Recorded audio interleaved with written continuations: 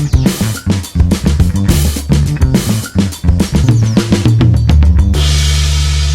bom dia, bem-vindos a mais um Favas Contadas. Hoje temos connosco a Luísa Louro, diretora executiva da Pordata, e a quem eu agradeço desde já a disponibilidade para estar aqui connosco. E Luísa, começava por perguntar exatamente o que é o Pordata. Nós usamos muita informação quando precisamos consultar, mas exatamente como é que nasce? Muito bem. Pois, o Pordata foi uma ideia do António Barreto, quando foi da criação da Fundação Francisco Manuel dos Santos. Portanto, a Fundação tem por missão dar informação ao público e fomentar o debate sobre todos os temas, e especialmente da sociedade, de políticas e tudo isso.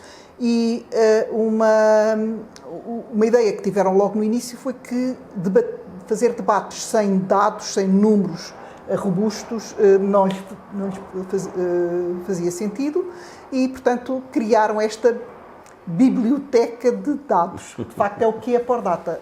A diferença entre a Pordata e, se calhar, outros repositórios de dados é exatamente ter todos os títulos organizados em temas e todos os títulos documentados com elementos de como é que é o processo de recolha, quais são as fragilidades que os dados podem ter, se há quebras de série ou não. Portanto, é chamada meta-informação, que também acompanha cada um dos quadros com números na Pordata. Okay. Portanto, e tentamos que seja fácil de consultar. Não vou dizer que é facílimo, não é exatamente porque, para se ter um grande rigor e para se conseguir ter uma atualização constante, acabamos por tornar, às vezes, a consulta menos fácil, portanto, mas, de qualquer maneira, vale a pena fazer o esforço, porque aqui já percebi que fazem essa... Vale a pena, com certeza. Luísa, mas este convite para estar aqui no Favas Contadas recai sobretudo no recém-estudo lançado, ou atualizado, pela Pordata relativamente aos dados do setor agrícola. Produção agrícola. Exatamente, e nesse sentido, perguntava-lhe um bocadinho aqui alguns números, e refletir um bocadinho sobre alguns números que saem nesse cenário. Desde logo, uma mudança brutal do que é a ocupação da superfície agrícola útil, que é um reflexo da evolução do setor e desta modernização. Sim, e de alguns impactos, se calhar, externos, não é? Porque já podemos falar sobre isso, mas, portanto, a superfície agrícola útil tem representado, no período que nós analisámos, que é o período de que temos dados, recuam até 1985, portanto, essa repartição alterou-se imensíssimo. Para já, em termos totais, a alteração é pouca, portanto, a superfície agrícola é de cerca de 4 milhões de hectares, e isso representa qualquer coisa como 43% da superfície de Portugal. Ok? É bastante. Agora, nos meados dos anos 80, essa superfície agrícola útil repartia-se por 60% para terras aráveis, e o resto repartia-se equitativamente pelas pastagens e pelas culturas permanentes. E atualmente houve uma revolução nisso. A única parte que ficou mais ou menos com o mesmo peso foi o das culturas permanentes. Agora, o terreno para pastagens representa mais de 50%, e as terras aráveis anda ali a rondar os 25%, portanto, de facto, houve uma alteração muito grande. Sim, não, e as pastagens criam sempre, para pessoas aqui do setor, sempre alguma dificuldade em ter uma leitura muito clara, não é? Isto é só eu sei que a estatística é difícil ir ao pormenor, mas quando estas pastagens são de áreas que depois não têm animais em cima, geralmente são sinal de um semi-abandono, e é sempre uma zona cinzenta, e pode refletir algum risco, entre aspas, de perda da atividade agrícola. Mas independentemente disso, é um dado fundamental. Sim, e há aqui alguma coerência naquilo que me está a dizer. Porquê? Porque, em termos de volume de produção em toneladas, não houve grande alteração. Mas quando eu olho para a produtividade por hectare, digamos, quando eu olho para um determinado produto e olho para a produtividade por hectare, vejo que a produtividade aumentou. Portanto, parecia-me haver aqui alguma contradição. O que acontece é que não aumentou nessa zona das pastagens, não é? Portanto, sim. Como é que consegue aumentar em quase tudo, não é?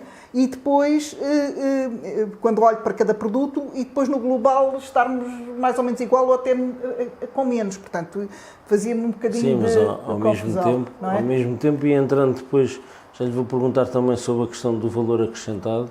Sim. Também dar-lhe nota que a questão da produtividade, de facto, é um reflexo de uma alteração até da forma de produzir. Claro. Hoje em dia é praticamente tudo mecanizado, com uma grande tecnologia, com a utilização das melhores ferramentas até em termos de precisão.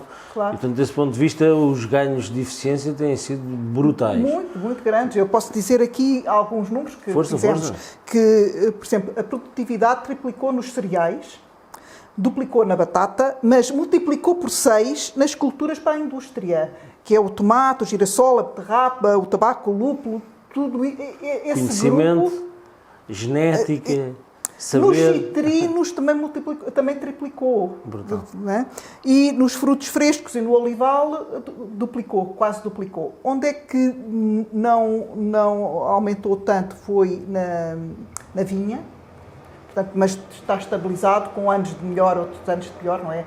Porque também é um produto que tem oscilações, não é? Consoante o ano é bom ou não. E portanto... Isso tem em todos. É o nosso, sim, o nosso setor. Pois, mas de qualquer forma há uma tendência, quando eu digo que há uma tendência para triplicar, claro. É uma tendência de fundo. Agora, em termos do valor acrescentado, que é aqui...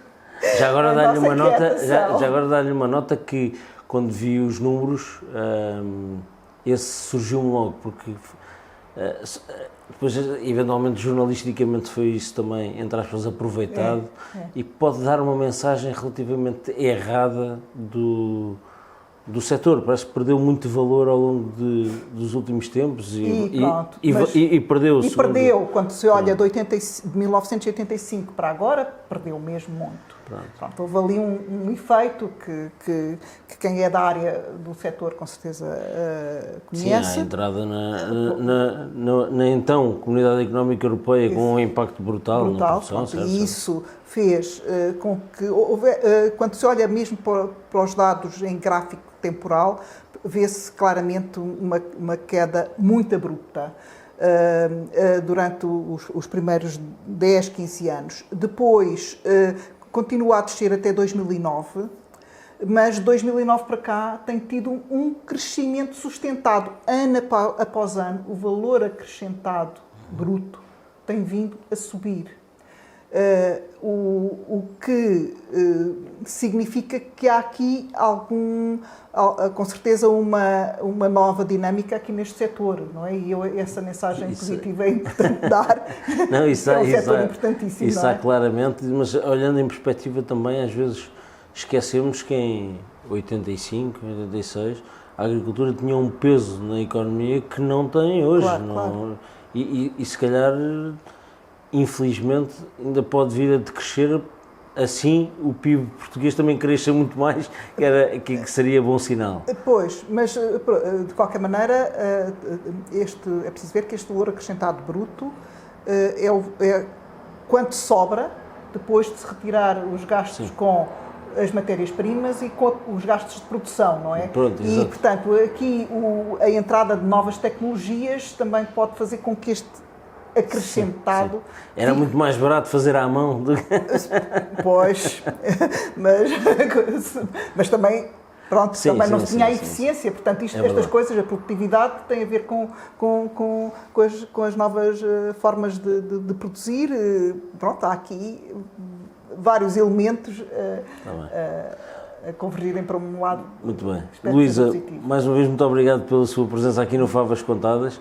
Fica o desafio para quando lançarem um novo relatório voltarmos a falar. Exatamente, eventualmente estamos a pensar fazer um sobre florestas também, Ora, aí está. que é outro mundo muito desconhecido do grande público e que nós queremos trazer também Muito bem. aqui à colação. Luísa, foi um prazer. Muito prazer obrigado. também, muito gosto. E até para a semana. Muito obrigado.